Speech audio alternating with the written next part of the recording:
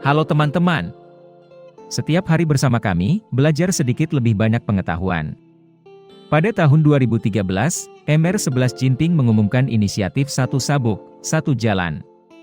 Saat itu, masyarakat internasional banyak merilis artikel yang mengejek mereka sebagai ilusi-delusi. Namun, sekarang situasinya benar-benar berlawanan karena apa yang dikatakan orang Cina, mereka semua melakukannya selangkah demi selangkah.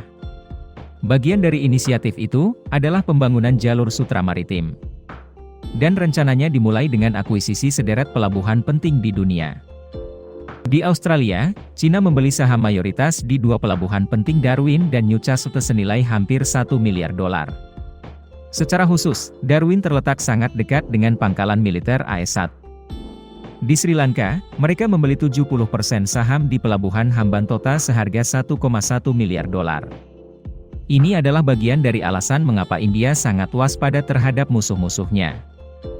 Di Brasil, Cina juga membeli 90% saham di pelabuhan Paranagua dengan harga hampir $1 miliar. Di Yunani, mereka membeli 70% saham di pelabuhan Piraeus dan menginvestasikan lebih dari $1 miliar untuk meningkatkan pelabuhan. Mereka bahkan mengakuisisi pantai panjang di negara bagian California senilai $1,8 miliar. Sebelumnya, pelabuhan tersebut diinvestasikan oleh perusahaan Hong Kong, namun pada 2017 mereka mengalihkan 75% sahamnya ke Cina. Segera setelah itu, AS memaksa Cina untuk menyerahkannya ke perusahaan Australia, karena masalah keamanan nasional. Hal di atas hanyalah salah satu contoh khas bahwa Cina secara aktif berinvestasi untuk membeli kembali pelabuhan-pelabuhan penting di dunia. Menurut statistik terbaru, mereka saat ini berinvestasi di sekitar 100 pelabuhan berbeda di 63 negara di seluruh dunia. Di Eropa, mereka menguasai sekitar 10% pelabuhan terpenting. Antara 2016 dan 2017 saja, Cina menghabiskan $20 miliar untuk membangun dan meningkatkan pelabuhan laut yang disewanya dari luar negeri. Jadi apa tujuan Cina? Mengapa mereka ingin memiliki pelabuhan negara lain?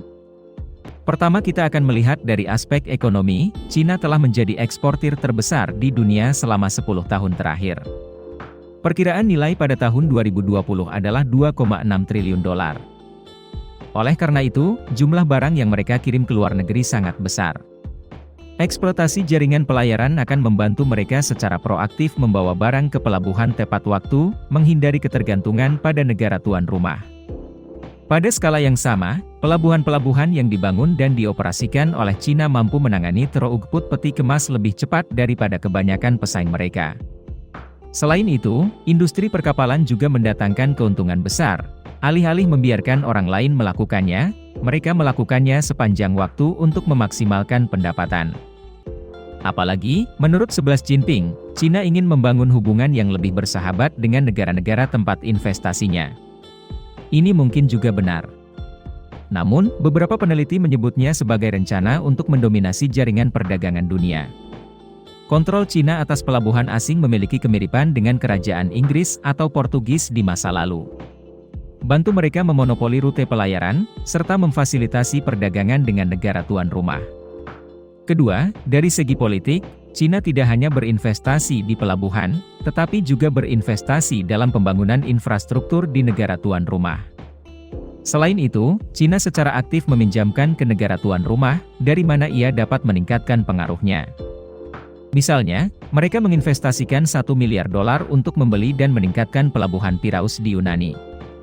Akibatnya, negara ini secara aktif mencegah kecaman Uni Eropa terhadap Cina. Tentang perilaku Cina dalam isu penindasan terhadap Uighur dan perambahan Laut Cina Selatan. Ketiga, dari sisi militer, Cina secara historis mudah dikalahkan oleh Inggris dalam Perang Candu dan memasuki masa yang dikenal sebagai era penghinaan. Salah satu alasan kekalahan mereka adalah angkatan laut mereka terlalu lemah. Kemudian, Cina menetapkan tujuan melakukan upaya untuk mengembangkan kekuatan militer, terutama angkatan laut. Hari ini, mereka menjadi salah satu kekuatan paling kuat di dunia. Menurut laporan Departemen Pertahanan AS, pada tahun 2020, Angkatan Laut Cina memiliki sekitar 360 kapal perang, paling banyak jumlahnya dibandingkan negara lain. Oleh karena itu, untuk meningkatkan kemampuan maritim sekaligus menunjukkan kekuatannya, Cina membutuhkan pelabuhan luar negeri. Keduanya berfungsi sebagai tempat berlabuhnya kapal komersial. Dan juga bisa menjadi tempat berlabuhnya kapal-kapal militer dengan kedok persahabatan. Jika Amerika Serikat mengirim kapal induk ke Laut Cina Selatan untuk jalan-jalan, Cina juga bisa mengirim kapal perangnya ke Yunani atau kemanapun yang bekerja sama dengan mereka. Tujuannya adalah untuk memberitahu dunia, angkatan laut kita juga sangat kuat. Selain itu, jaringan pelabuhan di seluruh dunia dapat memudahkan mereka untuk mengumpulkan intelijen. Misalnya, Israel baru-baru ini menjual hak untuk mengoperasikan pelabuhan Haifa senilai 1,7 miliar dolar ke Cina. Namun, disitulah armada ke-6 Angkatan Laut AS berlabuh. Washington khawatir pelabuhan itu akan menciptakan peluang bagi pengawasan Cina. Menurut Dr. Eyal Pinko, mantan perwira intelijen Israel, pelabuhan laut adalah tempat yang baik untuk mengumpulkan intelijen. Seperti tujuan kapal, keberangkatan atau informasi kontak di atas kapal.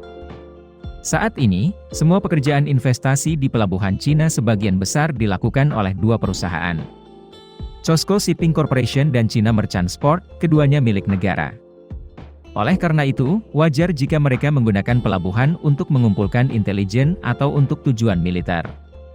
Melalui hal di atas, kita dapat membayangkan bahwa visi Tuan 11 Jinping dan juga Partai Komunis Tiongkok sangat luhur. Maaf guys, Patriot Amerika, posisi ekonomi No. 1 Amerika bisa segera disusul oleh Cina. Buktinya, dalam 5 tahun terakhir, rata-rata tingkat pertumbuhan PDB AS adalah 1,77%, sedangkan Cina hingga 7,1%. Meskipun banyak dari kita tidak menyukai ini, itu benar. Video berakhir di sini. Terima kasih semua untuk menonton dan menyukainya. Jika menurut Anda videonya bermanfaat, beri kami suka dan berlangganan saluran untuk mendukung kami. Sampai jumpa dan sampai jumpa lagi.